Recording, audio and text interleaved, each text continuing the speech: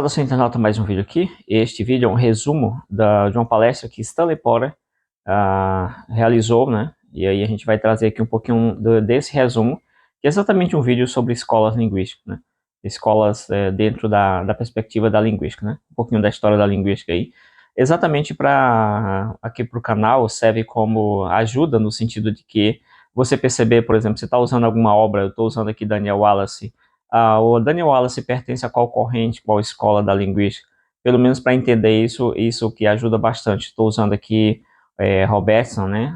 It Robertson, por exemplo. Qual que é a escola que ele pertence? Aí eu estou usando algum autor antigo, assim, mais século XX, né? Às vezes até século XIX, e eu saber que tipo de escola aquele autor pertence. Estou usando um autor recente aqui no Novo Testamento, algum estudo, e eu tenho que saber que tipo de escola aquele autor pertence, né? No mínimo é o que a gente espera.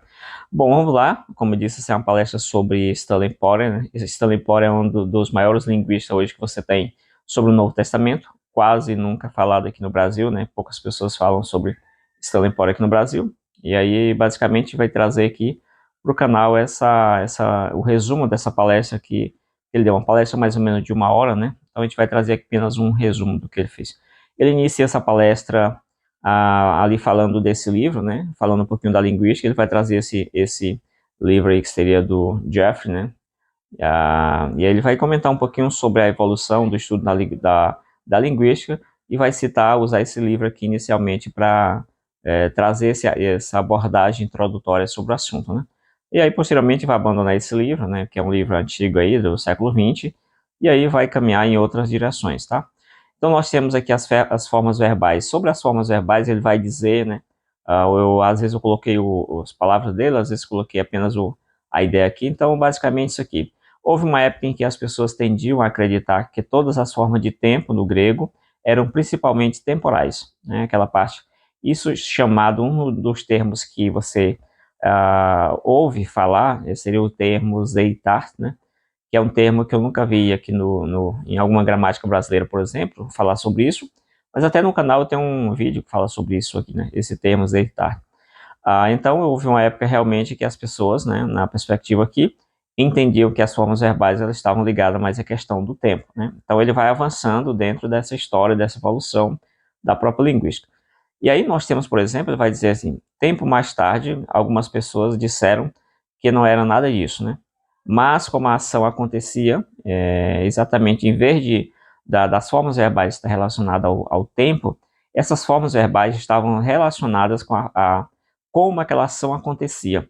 Isso é aquilo que a gente chama, ou que chamou posteriormente, também já tenho vários vídeos aqui no canal sobre a questão do Action Sart, que é o como que aquela ação acontece. Então, toda vez que você está dizendo como que aquela ação acontece, né, você está diante do Action Sart, tá? Aqui no Brasil, como eu já disse, existe uma confusão grande sobre Action Sart, aspecto verbal, né? Nas gramáticas, aí, elas tendem a fazer uma certa mistura, tomando como base essa discussão recente aí da linguística, aplicada ao Novo Testamento. Nós temos a influência do alemão no estudo, então o grego era visto como uma forma, né? Eu estudava o grego a partir da estrutura do alemão, né? Em comparação ali, alguma coisa nesse sentido. Aí nós temos esse estudo sendo influenciado pela estrutura do alemão, né? A língua alemã é uma língua fortemente temporal. Estudiosos de inglês foram influenciados pelo modelo alemão, né? Questão aí de essa influência dos estudiosos ingleses em relação à estrutura do alemão. Então ele está avançando um pouquinho aqui sobre essa evolução dos estudos da linguística, né? Então iniciou na parte que entendíamos que o verbo grego ele estava relacionado à questão do tempo e está avançando, ele mudou ali para a questão da parte do como a ação acontece, não a questão temporal, mas como ela acontece. E aí agora que ele falou um pouquinho da influência que os alemães tiveram dentro do estudo do grego ali relacionado na língua inglesa, né? Aí nós temos a influência do alemão também, ele vai dizer, os principais modelos linguísticos que estão sendo usados no estudo contemporâneo do Novo Testamento, né? Ele vai comentar um pouquinho sobre esses principais modelos. E aí alguns modelos ele disse que não vai usar, né? Ele citou ali na sua palestra umas 22 escolas, né? Escolas linguísticas, e citou ali um pouco menos ali dentro do Novo Testamento, tá? Então essa parte aqui ela é interessante. Aí você tem aqui, né, existe uma guerra, ele vai comentar sobre a guerra que existe entre as escolas da linguística, né, esses vários modelos linguísticos, e aí ele vai citar ali essa divergência acadêmica entre essas escolas, como você tem aí um pouco mais de 10 escolas no Novo Testamento, ele citou ali 16 escolas, e aí você tem realmente, você supõe realmente ter uma divergência concernente isso aqui. Nós temos a influência do alemão ainda nessa questão. Então, em 1800 e 1980, um estudioso chamado Sampson Jeffrey, ele escreveu um livro sobre linguística. É aquele livro que eu apresentei lá no início, tá? Então, Geoffrey escreveu esse livro sobre linguística aqui, que ele comentou, usou para fazer essa introdução a essa palestra dele aqui. Então, Stanley Porter explica, ou ele explicou que não falaria de assuntos, por exemplo, periféricos como análise do discurso e a sociolinguística, né? Então, ele considerou esses assuntos como sendo periféricos, né? São assuntos importantes, porém, assim, não muito importantes, quando se vai tratar das escolas da linguística na perspectiva do autor. Então, tudo está colocado aqui na perspectiva dessa palestra, sem interferência de outros autores, de outras explicações, tá? Só para tentar ser fiel aqui, apesar de ser um pouco mais complicado você ser 100% fiel, mas por isso já não coloquei outros autores nem outras definições, tá?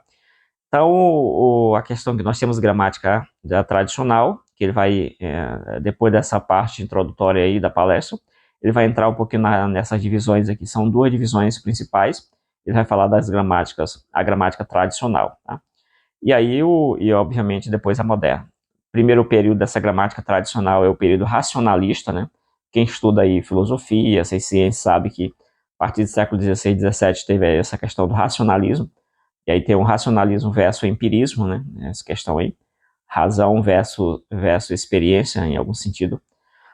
Nós temos esse primeiro período, a gramática do Wallace estaria dentro desse período de gramática tradicional racionalista, tá? Isso aqui, às vezes você está explicando uma coisa, essa obra que ela está desatualizada.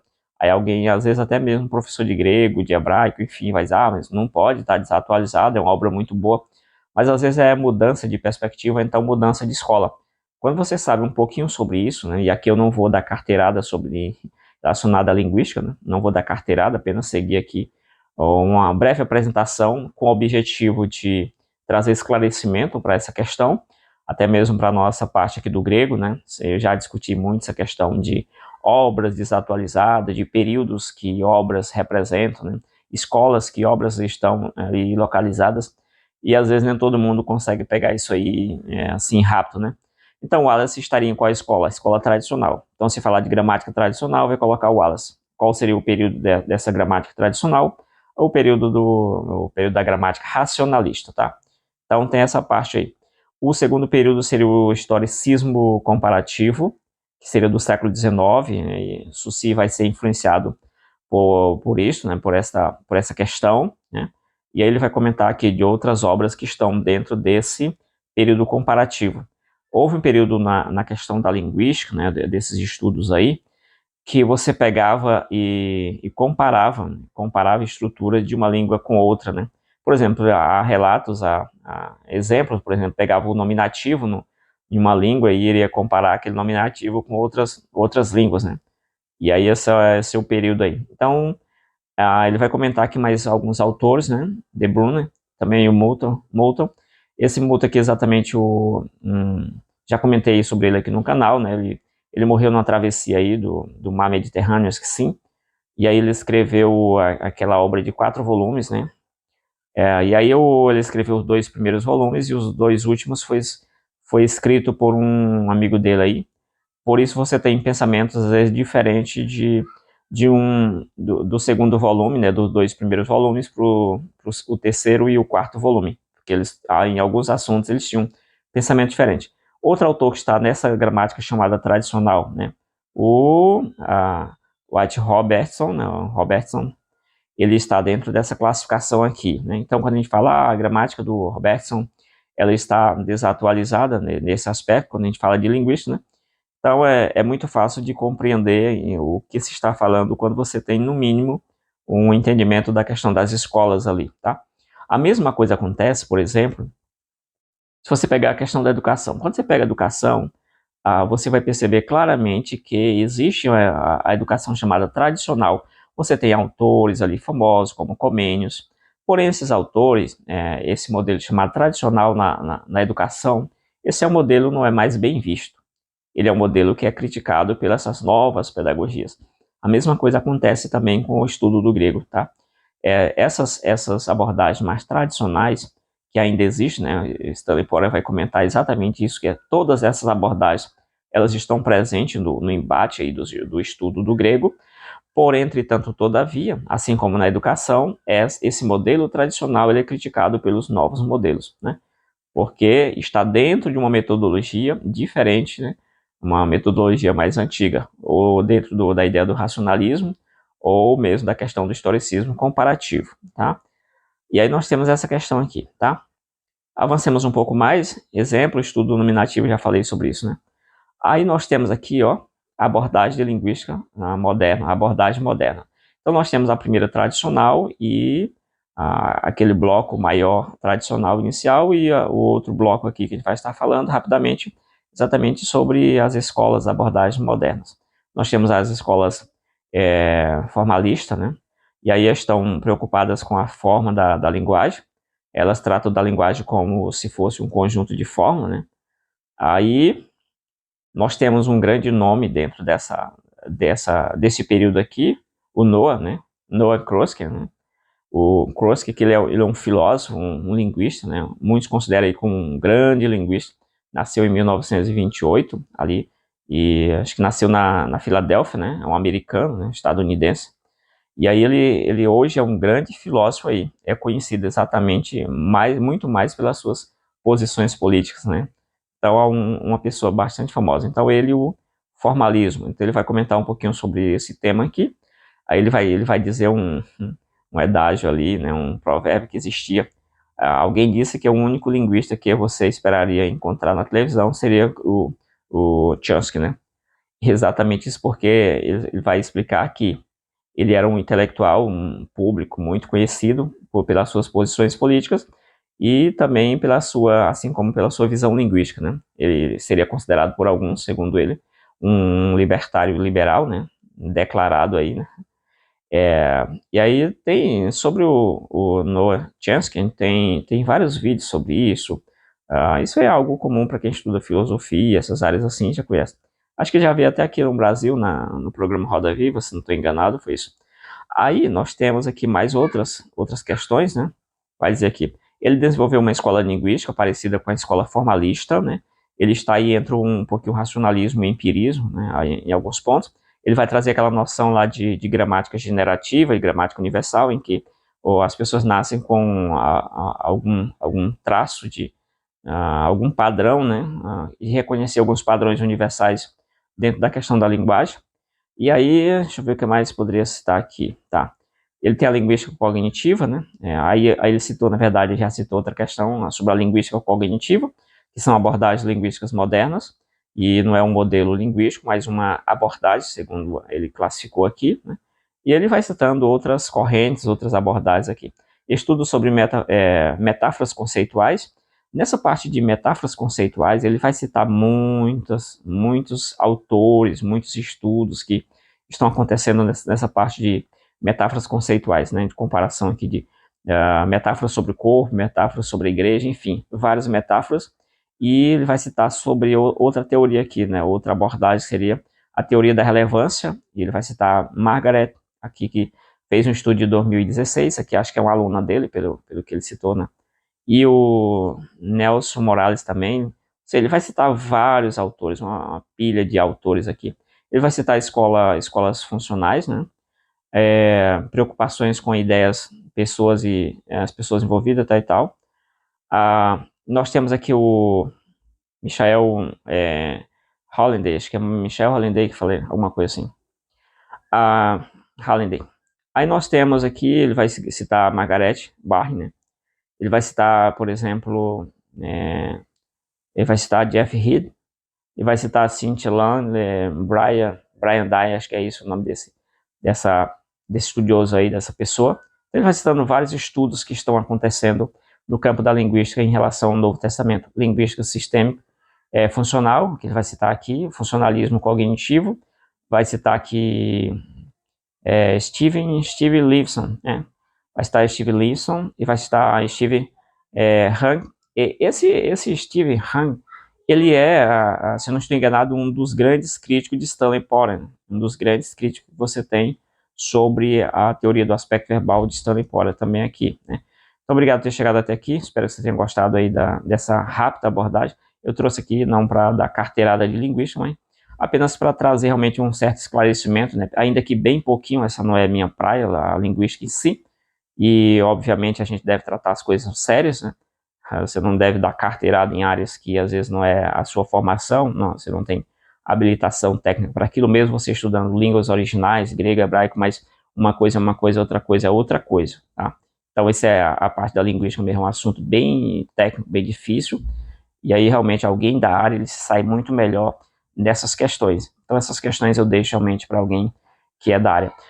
Eu trouxe esse vídeo aqui exatamente para mostrar que, em vez de, por exemplo, você, em vez de estar estudando Susi, em vez de estar estudando Mikhail, né, Bakhtin, né, seria mais coerente, se você quer estudar o Novo Testamento a partir de correntes da linguística, de abordagem da linguística, seria mais coerente você pegar uma teoria já aplicada ao Novo Testamento. Porque se você estuda esses autores que não trabalham com o Novo Testamento e tem na área da linguística infinitos autores, infinitas teorias na área da linguística, você vai pegar esses autores e você vai aplicar a teoria desses autores ao Novo Testamento. A chance de você cometer um erro, já que você não está sendo orientado, não está desenvolvendo um doutorado, um mestrado, uma coisa assim, a chance de você cometer um erro é absurda.